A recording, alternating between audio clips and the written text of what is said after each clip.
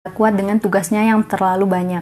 Aku nggak bisa pungkiri karena pada kenyataannya memang selain terkendala jaringanku, sistem belajar di UT itu juga sering mengalami error. Dan kalau misalkan ada dari pihak universitas terbuka yang nonton video aku,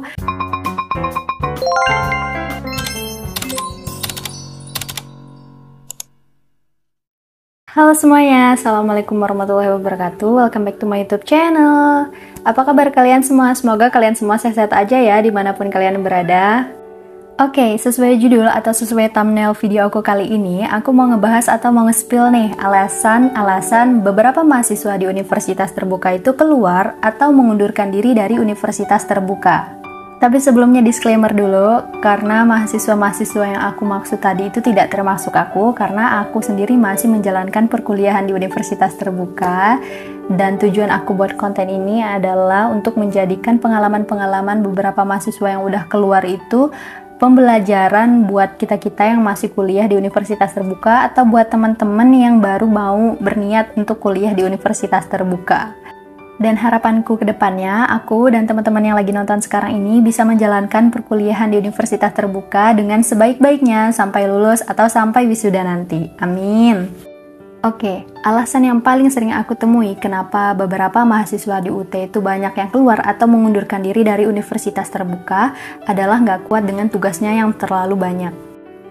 Oke, sebelum aku memberikan tanggapan aku mengenai alasan yang tadi, aku mau ngasih tahu teman-teman ada 3 jenis mahasiswa berdasarkan sumber perolehan nilainya. Mahasiswa yang pertama itu dapat nilai dari tugas tutorial online atau TUTON dan juga UAS.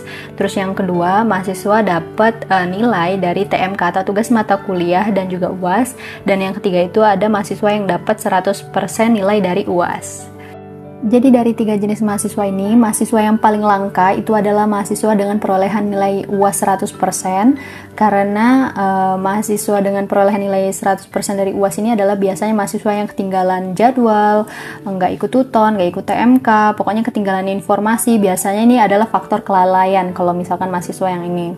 Jadi pilihannya itu ya tinggal 2, berarti antara tugas TUTON dan UAS dan tugas TMK dan UAS.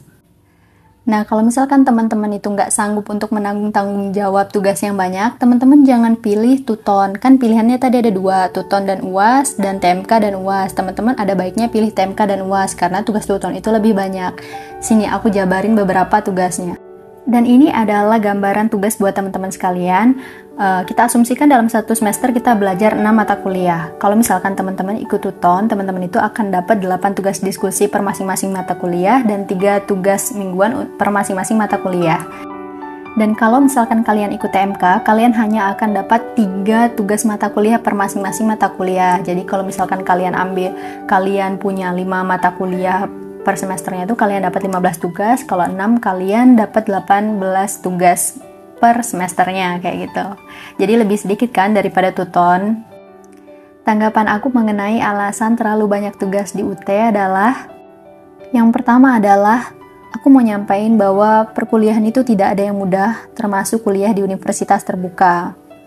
Tidak hanya menyiapkan biaya atau menyiapkan diri secara finansial, tetapi kita juga harus menyiapkan diri secara mental untuk selalu bertanggung jawab dalam melaksanakan perkuliahan di universitas terbuka, termasuk dalam mengerjakan tugas-tugasnya.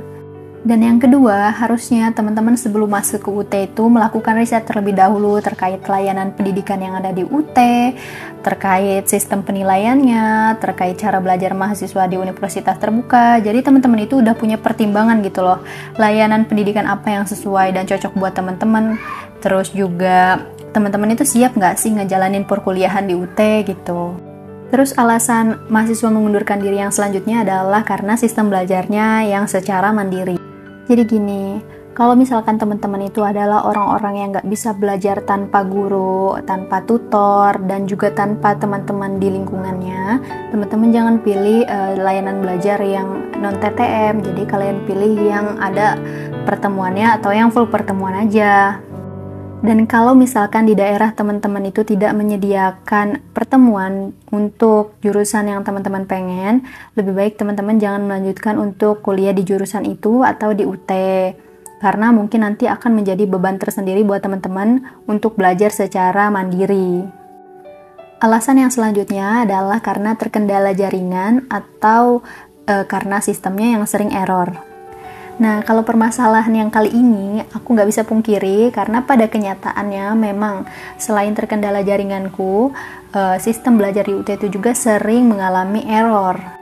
Tapi di balik itu semua, aku sangat mengerti alasannya karena memang mahasiswa universitas terbuka itu ada banyak banget, mungkin ada ratusan ribu di seluruh dunia, bukan hanya di Indonesia, tapi ada di luar negeri juga, kayak misalkan ada di Jepang, ada di Korea, ada di Taiwan juga, dan masih banyak lagi. Jadi servernya itu jadi sering down.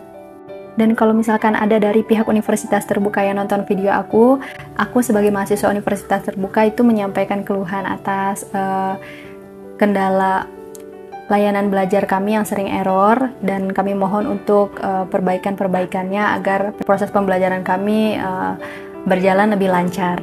Nah, dari alasan ini, pembelajaran yang bisa kita ambil adalah untuk tidak terlena terhadap deadline yang panjang selama kuliah di universitas terbuka. Walaupun deadline-nya 2 hari lagi, kalau misalkan kita bisa kerjakan hari ini, baiknya kita kerjakan hari ini dan submit hari ini. Dan jangan pernah menunda-nunda tugas yang sebenarnya udah bisa kita kerjakan sekarang juga.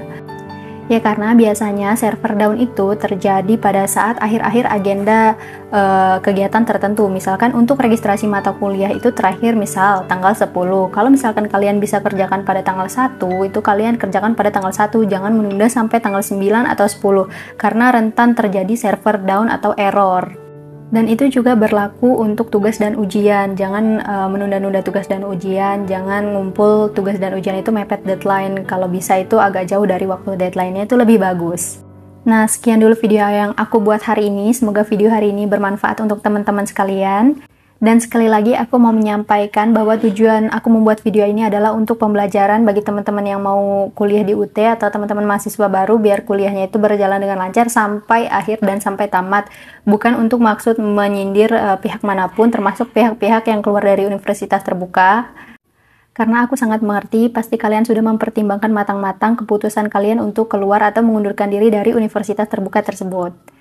Dan aku mau mengucapkan terima kasih buat teman-teman yang udah selalu nonton video aku, dan juga jangan lupa support aku dengan cara like, comment, dan subscribe biar channel aku makin berkembang dan juga aku makin semangat untuk buat video yang lebih bermanfaat untuk kalian semua. See you next time and goodbye. Assalamualaikum warahmatullahi wabarakatuh.